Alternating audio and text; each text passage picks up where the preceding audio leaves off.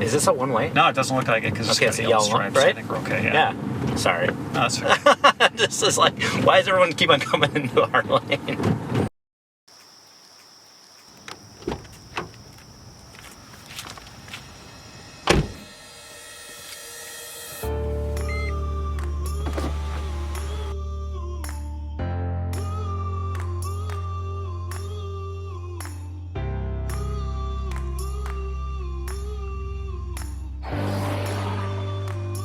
Welcome to Driving Change, where we go for a ride with leading technology executives and dig deep into their beliefs, habits, routines, and influences. Today we take a ride with Loren Brown, CIO of Capella Education Company, and discuss a variety of topics from the role of the CIO, passion, taking risks, Brazil, and flying airplanes.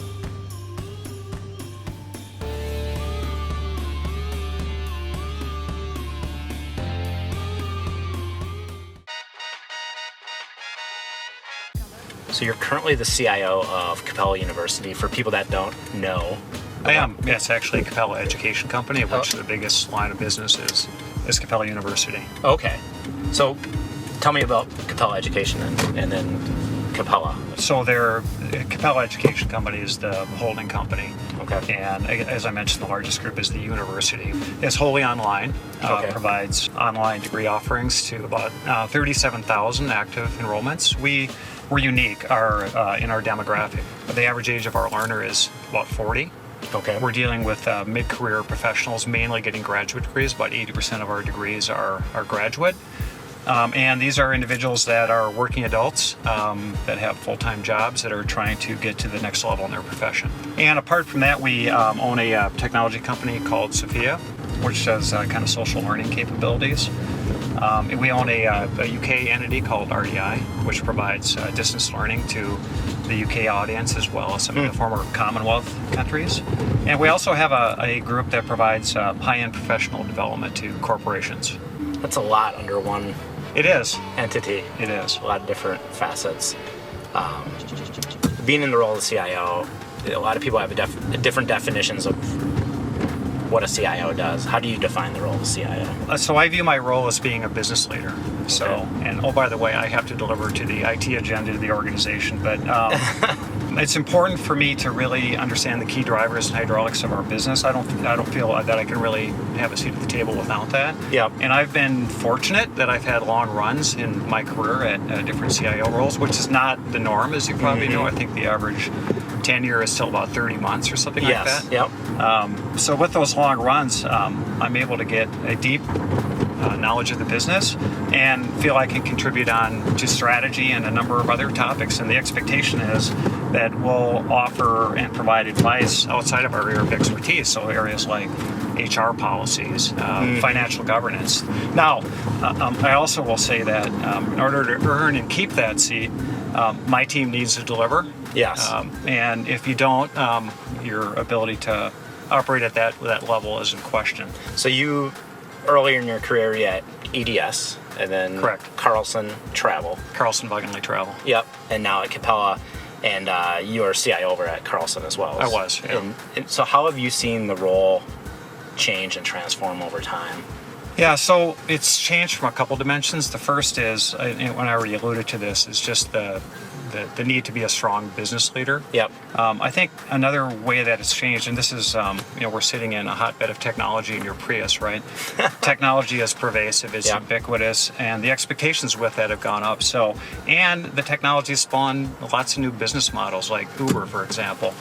And so the technology has become a key strategic enabler to almost every business model. I think the other dimension that's really interesting is that I think there's some global aspect to every CIO's job at this point. So we used to live in a marketplace where most of the software and hardware was developed within the U.S. boundaries. Yep. Most of the labor pool came from within the U.S. and most of the customers that we served were U.S. citizens, and that is completely changed, right? I think there's a global dimension to that role now that needs to be taken into account, and with that comes the need to understand that and how to perform in that capacity. A lot of changes happened. Being a CIO and kind of going through these changes and evolving, there's CIOs that are competent and they're good at what they do. They do a good job, and then there's CIOs that are, I would consider, great. What do you think makes the difference between a good CIO and a great CIO? So I think probably the key element is passion, right? Yeah. And striving to operate at the highest level in your industry or vertical. So being better next year is not a good standard to set, right? Mm-hmm. You want to find out, so what does best in class look like? What does world class look like? What it will take to win in this marketplace, and then develop a set of priorities aligned to the business strategy, and have a team, right? Have the talent that can execute to that strategy. And I think the most important part of any CIO's job is to have an awesome team, and to retain them, to motivate them, and that's no easy feat. No, That's it's really not hard. How do you find great talent and keep that talent? So I think that there's multiple ways to do that, but I think one is that when you're working with knowledge workers, which is what we're working with here, you need to neutralize the compensation, right? So you have to kind of pay around market. But then I think giving them a long rope, enabling them, setting challenging objectives, but then giving them lots of latitude to operate within that and bring their talents to bear, motivates knowledge workers. And also, I think it's really important with knowledge workers and IT talent that they have context, right? You can't just tell them to do something.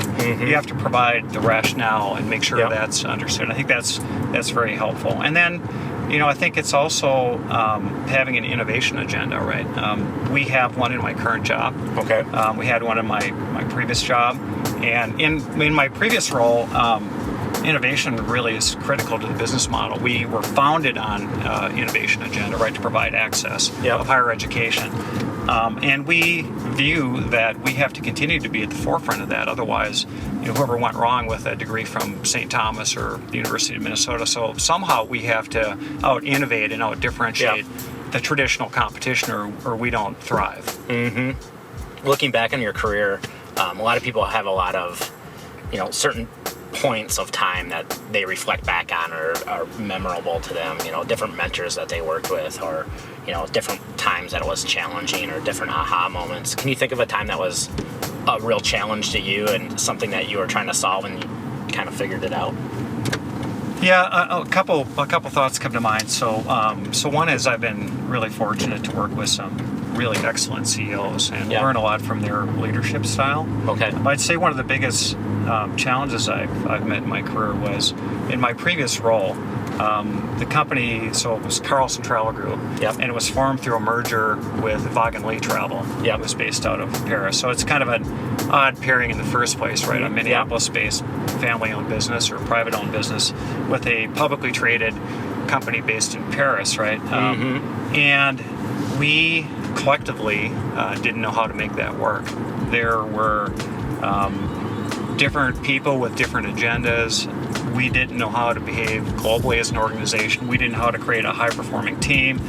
And on one side, a lot of different stuff going on. Absolutely. On one side, our organization intended to wanted to continue to operate the way it always did, right? That's human nature, and have a very local presence and a very strong, country market perspective.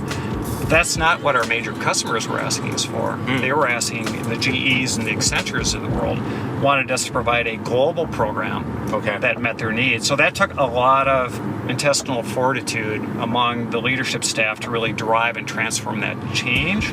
And I was a big part of that and had to do that with my organization. And that we made a lot of mistakes. I'd say, this was the mid-90s where there really wasn't a good playbook on how to do this. So we were figuring out as we went, and we got there. And what were some of the mistakes that you made? I think the biggest mistake people make is not listening enough. So everybody has a perspective, and that needs to be understood, and it needs to be valued. And then if we're going to go a different direction, again, back to the context, you have to provide the rationale for that.